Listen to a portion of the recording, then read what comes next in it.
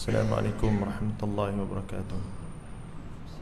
Alhamdulillahi rabbil alamin, wassalatu wassalamu ala asyrafil mursalin wa ala alihi wa ashabihi ajma'in. Subhanaka la ilma lana illa ma 'allamtana innaka antal alimul hakim. Rabbi shrah li sadri wa yassir li amri wa hlul 'uqdatam min lisani yafqahu qawli.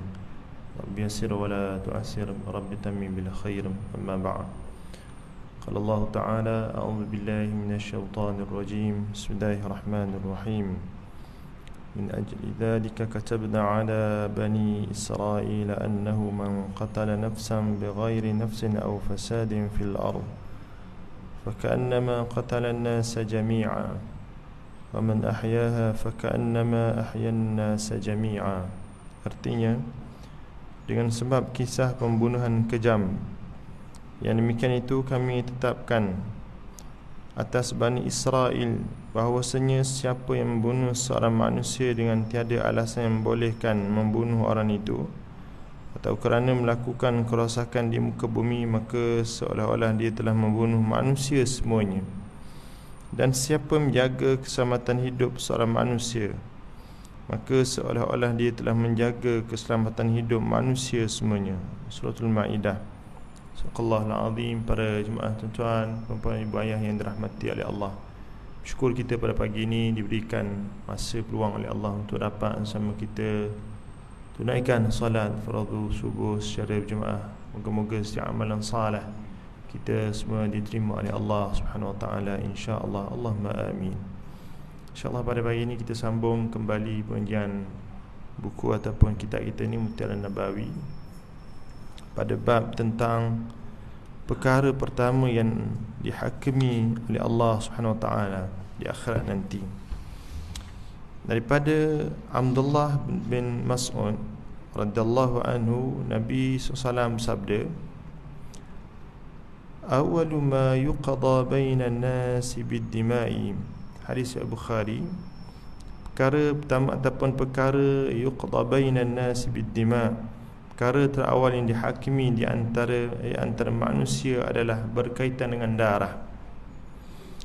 Baik, Syekh Dr. Mustafa Bughah, seorang tokoh ulama daripada Syria, katanya darah dalam hadis ini bermaksud nyawa manusia yang dibunuh secara zalim di dunia. Dalam Maqasidus Syariah, dia ada 5 kerangka yang telah dikupas oleh para ulama. Antaranya adalah hifzuddin, menjaga agama. Tanda seorang menjaga agama, dia menjaga juga yang disebut sebagai hifzun nafsi. Dia jaga dirinya, bahkan dia menjaga diri orang-orang lain. Bahkan termasuk juga adalah dia menjaga diri orang-orang yang kalau masyarakat Muslim, dia tidak sewenang-wenangnya untuk membunuh masyarakat bukan Muslim. Ini termasuk dalam kerangka hukum. Apabila seorang manusia beriman kepada Allah, diberikan hidayah oleh Allah, bukan menjadi satu tikad kepadanya untuk membunuh sesuka hati, membunuh siapa sahaja yang tidak, kita kata, tak sebulunya, yang tidak seagama, yang tidak sebangsa dengan. Baik, disebutkan lagi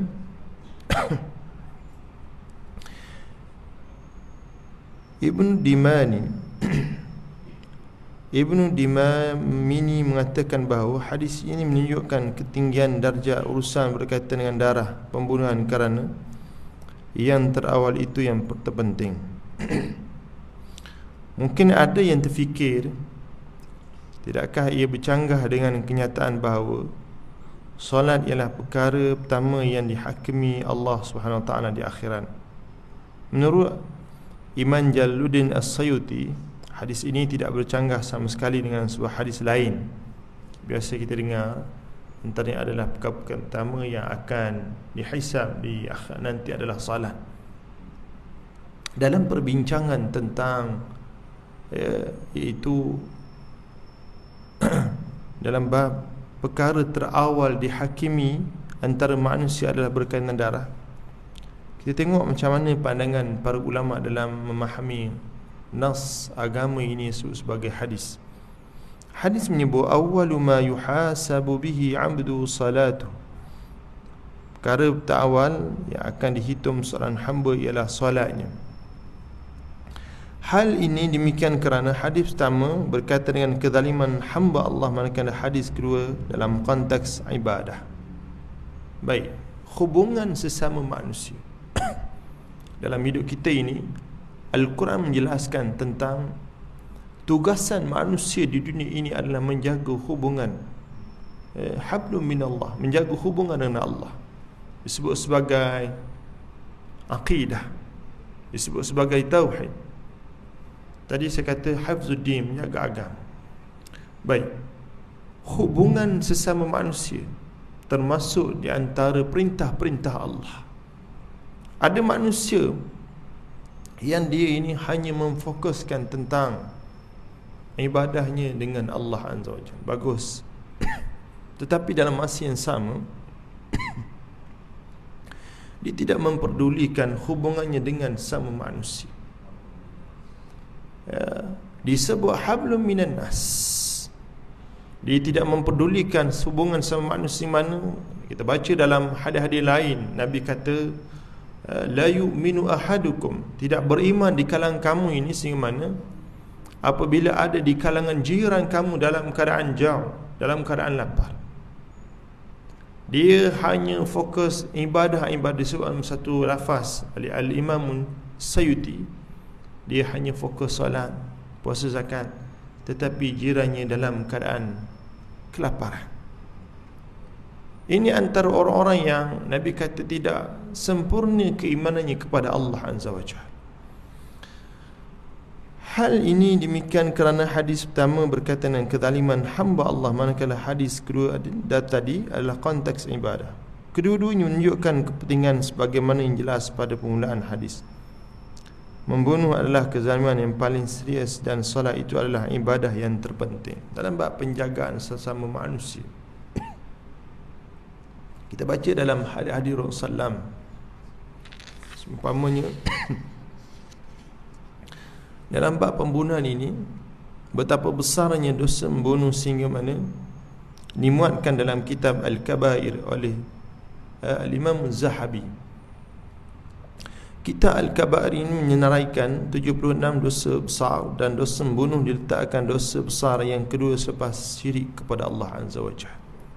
Dan sekian untuk kita sampai ke syurga Allah Azza wa Jalla dalam keadaan bisalamin aminin, dalam keadaan selamat sejahtera. Apa maksud selamat sejahteranya? Para ulama sebut masuk tanpa ke syurga Allah tanpa direndam terlebih dahulu dalam neraka Allah Azza wa Jalla. Setengah manusia kata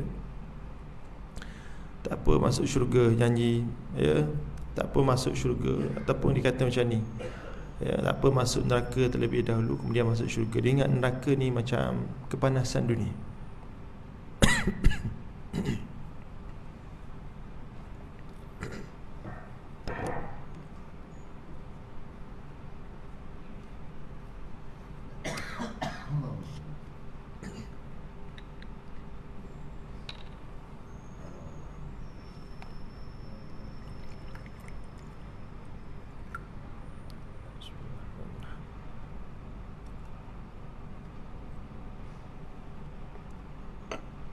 Baik, kita tengok apa kata Al-Imam Zahabi yang menulis kitab tentang Al-Kabair. Perhatian sekalian, ibu-ibu yang dirahmati oleh Allah, dosa syirik ini besar sehingga mana Allah tidak akan mengampuni orang-orang yang melakukan dosa syirik. Na'udzubillah min zalik. Al-Imam Zahabi memasukkan dosa yang besar dalam Islam sebagaimana Al-Quran menceritakan, dimasukkan dalam bab yang kedua daripada 76 bab. Antaranya adalah dosa membunuh manusia. Kalau kita tengok dalam min asyratis sa'ah, tanda-tanda kiamat itu sendiri adalah darah ini menjadi satu perkara yang sangat mudah untuk ditumpahkan oleh di kalangan manusia. Manusia dalam bab hifzun nafs, menjaga dirinya dan menjaga diri orang lain sudah tidak diendahkan. Al-Imam Zahabi dibawa datang pelbagai hadis-hadis Rasulullah. Antaranya adalah Nabi menceritakan dalam satu hadis Bukhari tentang dosa besar, anta ja'ala lillahi nida wa huwa khalaqa, qala thumma ayu, qala an taqtula waladak khasyata an yata'ama ma'ak, qila thumma ayu, qala an tuzaniya halilata jarik. Kamu menjadikan suatu sebagai sekutu bagi Allah sedangkan Dia menciptakan kamu. Sahabat itu bertanya lagi, kemudian apa? Baginda menjawab, kamu membunuh anak kamu kerana takut dia akan makan bersama kamu, menjadi miskin kerana anak tersebut. Baginda ditanya lagi, kemudian apa? Baginda bersabda, kamu berzina dengan isteri jiranmu. Alhamdulillah. Riwayat Bukhari. Kesetiaan berlaku di zaman Nabi SAW. Macam mana proses manusia itu dalam keadaan i'tiqad, percayaan mereka ini dalam membunuh anak. Mereka mulakan dengan anak-anak yang kecil. Antaranya adalah mereka membunuh anak-anak kecil ini kerana bimbang sekiranya anak-anak kecil ini ada membesar, bahkan akan menyebabkan mereka ini tersempit, dayiq, dalam keadaan kesempitan apabila ada. Nabi SAW menjawab hal yang sahih. Baik, Nabi kata lagi, idzal taqal muslimani bisayfihima فالقاتل والمقتول في النار قيل يا رسول الله هذا للقاتل فما بال المقتول قال إنه كان حريصا على قتل صاحبه. Hadis Bukhari Muslim. Apabila dua orang Muslim bertemu dengan menghunus pedang masing-masing bertujuan membunuh, ada dua orang beriman pada Allah Muslim, apabila mereka menggan senjata satu yang lain, memegang pedang dengan niat bertembung masing-masing, ini adalah untuk bunuh-bunuh, sama ada pegang besi dan sebagainya. Maka si pembunuh dan orang yang dibunuh berada dalam neraka. Ada orang bertanya kepada baginda Nabi SAW, wahai Rasulullah, neraka ini memang untuk si pembunuh, tetapi apa keadaan orang yang dibunuh apabila turut dimasukkan dalam neraka? Baginda menjawab, sesungguhnya dia orang yang dibunuh sangat berkeinginan untuk membunuh kawannya itu juga. Baik, pergaduhan, permusuhan. Quran cerita tentang dalam bab kelebihan orang-orang yang memberikan kemaafan. Bahkan salah satu daripada pintu-pintu syurga Allah SWT, wal kadhimin al-afi wal kadhimin, Al-Quran sebut, iaitu orang-orang yang memberikan kemaafan anin nas, kepada manusia itu sendiri. Apabila berlakunya permusuhan,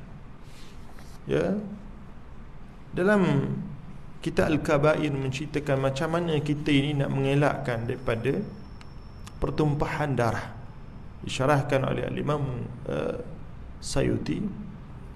Biasa seorang manusia ini apabila dah bermusuhan, bila dinamakan nama fulan ibnu fulan, fulanah ibnu fulanah, nama sekian-sekian, sama ada lelaki perempuan, bila dah kita imkan, kita dah target ni musuh kita ni.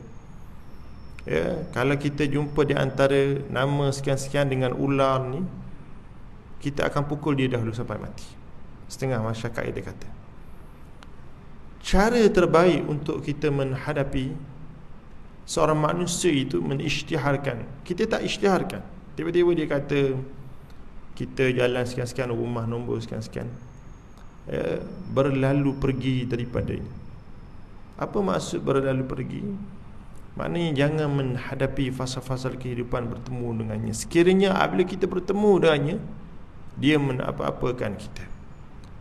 Dan cara yang disebut oleh Al-Imam Musayyid rahimahullah yang kedua, aktsir doa, memperbanyakkan, memperkayakan doa kepadanya.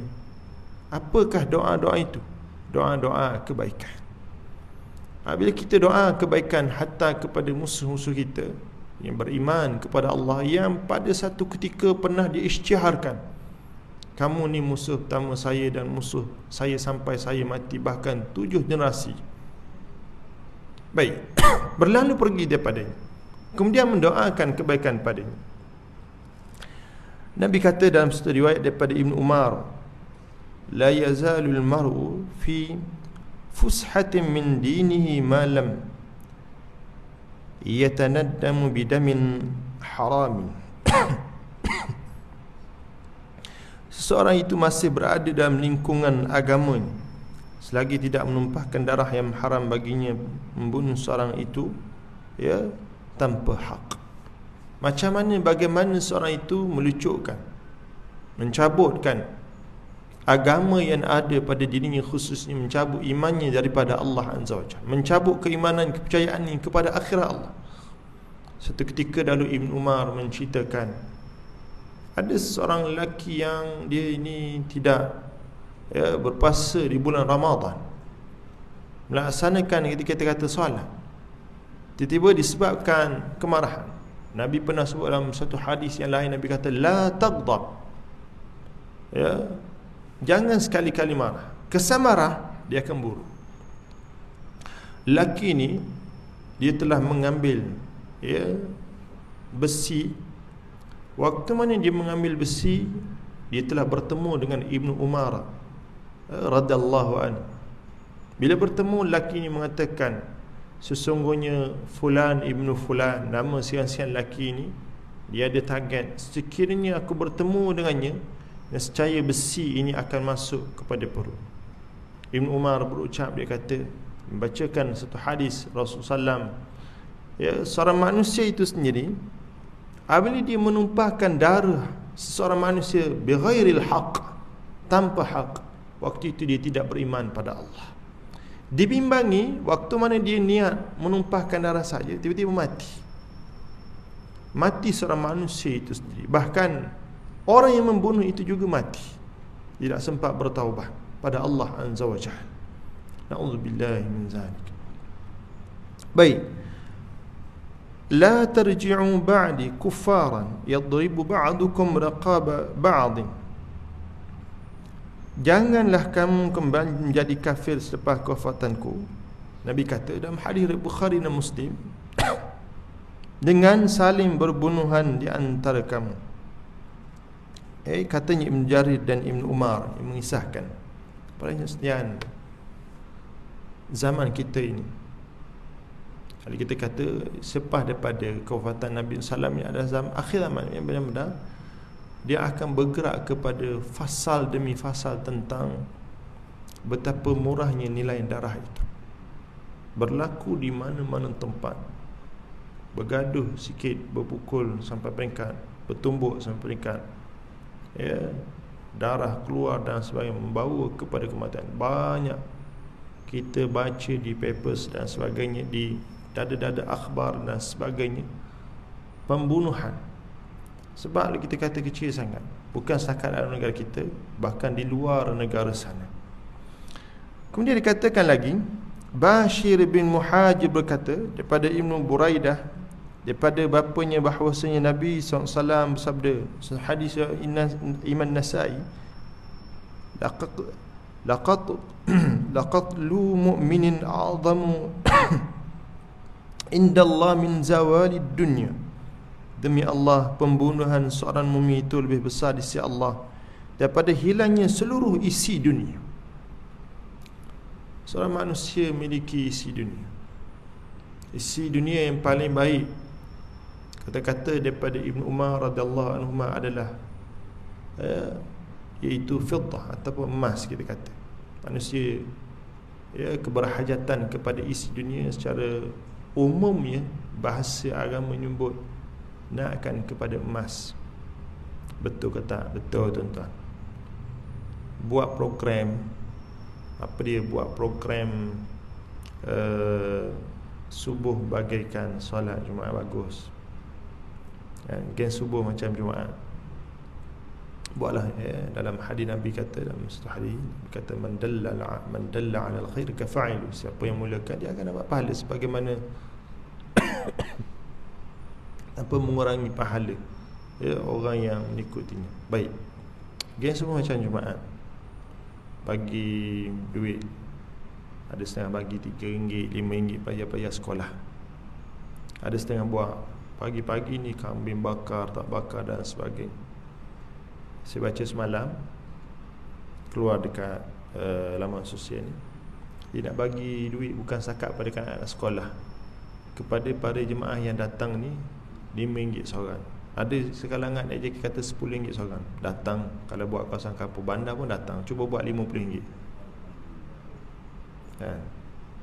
Manusia sukakan kepada fitnah. Baik, Nabi mengatakan tentang orang-orang yang menumpahkan darah dengan sengaja, walaupun mereka ini memiliki dunia dan seisi, ini nak dibayarkan dengan satu pengkhianatan, satu kezaliman. Satu kezaliman antaranya adalah menumpahkan darah bighairil haqq.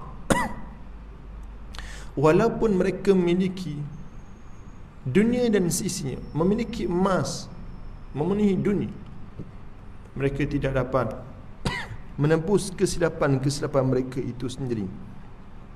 Bahkan dalam hadis sebut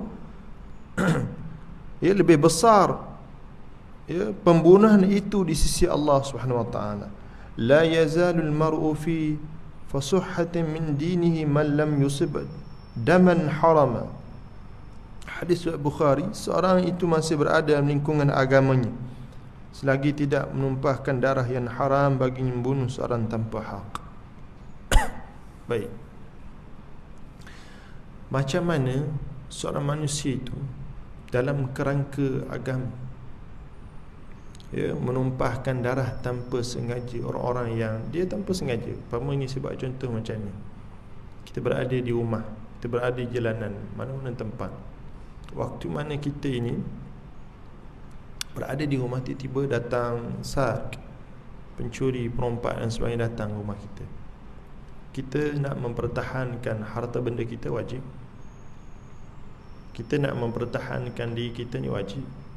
Kita tak boleh bila perompak, pencuri masuk rumah dengan alatan senjatanya, pisau, parang, bagi-bagi kita kata, mandangkan awak dah masuk ni, baik tembak. Ataupun kita kata, bunuhlah kami. Tak boleh mempertahankan. Baik, waktu mana kita mempertahankan, katakanlah kita mati, para ulama bincang, waktu mana kamu mempertahankan hifzun nafs, kamu akan dapat ganjaran syahid. Tiba-tiba tengah-tengah kita bergeluk, kita kata nak mempertahankan diri, kerana dia menyerang dah. Dalam Islam, Nabi SAW menunjukkan satu jalur nasihat tentang haram kita berniat, bahkan mendoakan, bahkan keluar daripada rumah memang sengaja nak cari musuh. Tak boleh. Baik, bila bertemu dengan musuh, ada kaedah ada kaedah tertentu yang kita perlu berundur. Ada kaedah beberapa keadaan ya, kita perlu mempertahankan. Umpamanya, macam mana mempertahan? Bila masuk rumah, mereka ambil harta kita dan sebagainya, kemudian mereka mula mengkhianati al-aqrab. Kalau kita suami ataupun ayah, anak-anak kita mula dikhianati, waktu itu tiada pilihan. Bila kita tegur dengan bahasa-bahasa yang sepatutnya, kalau terbunuh kita dapat ganjaran syahid. Baik, tengah-tengah bergeluk dan sebagainya, sebab contoh, tiba-tiba kita nak mempertahankan diri dengan tiada niat, maka pada waktu itu, bila kita terpukul dalam keadaan seorang manusia itu, maka waktu itu kita bukan di kalangan orang-orang yang sengaja menumpahkan darah, kerana kita diserangi oleh para musuh. Cuma dalam bahasa mahkamah dunia, pembicaraan ke sivil dan sebagainya, wallahu a'lam. Baik.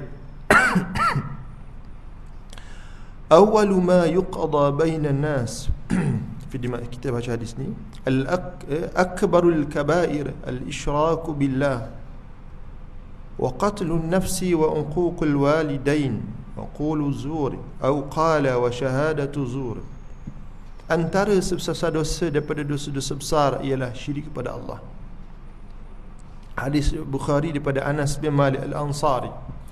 Baik, dikatakan lagi wa qatlul nafsi, membunuh manusia, wa uququl walidain, derhaka kepada kedua ibu bapa, percakapan qulul zur, percakapan yang dusta, dan baginda bersabda lagi, penyaksian yang palsu.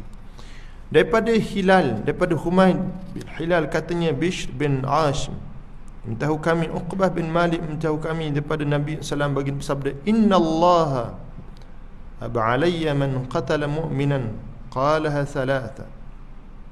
Sesungguhnya Allah enggan menerima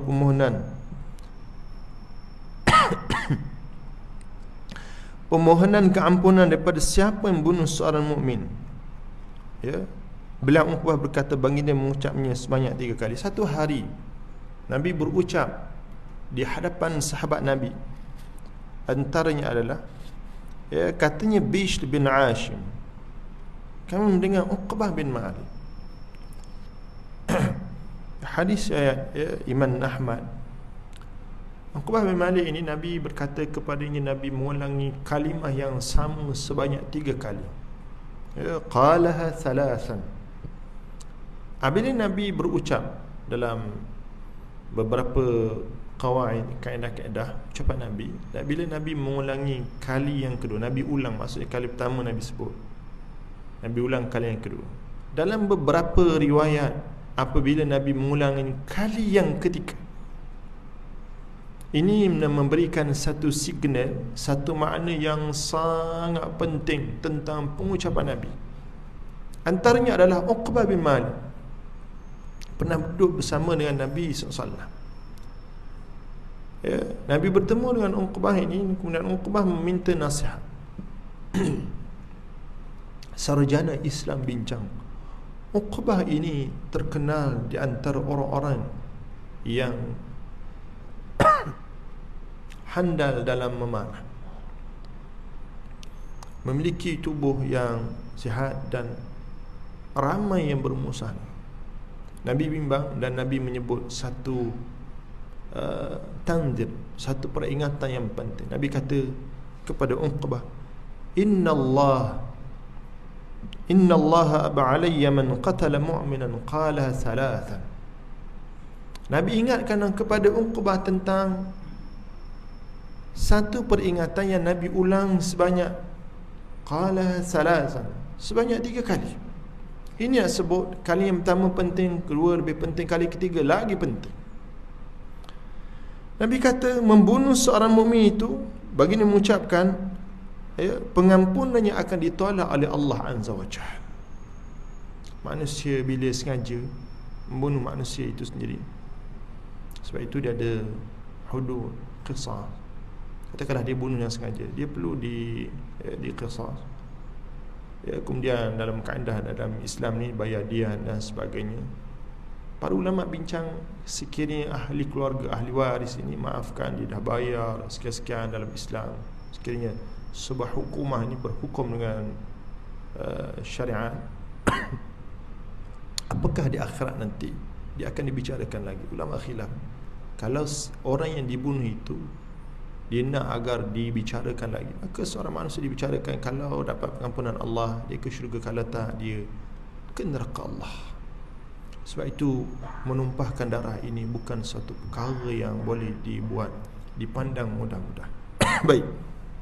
Seterusnya, ma min nafsin tuqtalu zulman illa kana ala ibni Adam al-awwalu kiflu min damihi li'annahu awwalu man sanna al-qatla. Tidak ada seorang yang dibunuh secara zalim melainkan tanggungan darahnya dipertanggungjawabkan ke atas anak pertama Nabi Adam AS, kerana dialah manusia pertama yang memulakan pembunuhan di muka bumi ini. Daripada Ibn Umar, Nabi SAW sebut, man qatala mu'ahhadan lam yarih raihatal jannah wa inna rihaha yujadu min masirati 40 'am. Hadis Bukhari dan Nasa'i. Siapa yang bunuh seorang kafir mu'ahad yang telah berjanji untuk taat kepada pemimpin Islam, dia tidak akan menghidu bangun syurga, sedangkan bangunnya boleh dihidu sejauh jarak perjalanan 40 tahun di akhirat. Tadi saya sebut dalam awal mukadimah. Bismillah.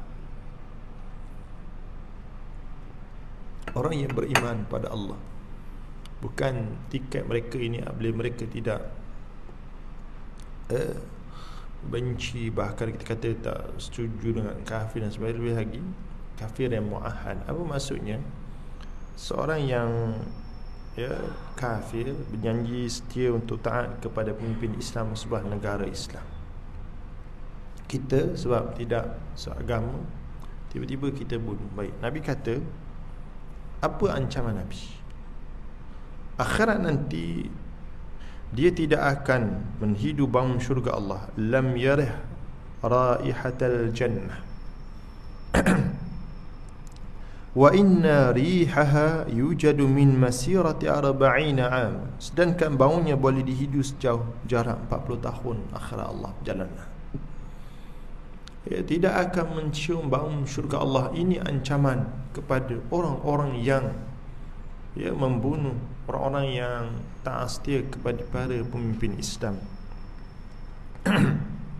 Sesungguhnya yang terakhir, man 'ana 'ala qatli mu'minin bi syatrati kalimatin laqiyallahu maktuban baina 'aini.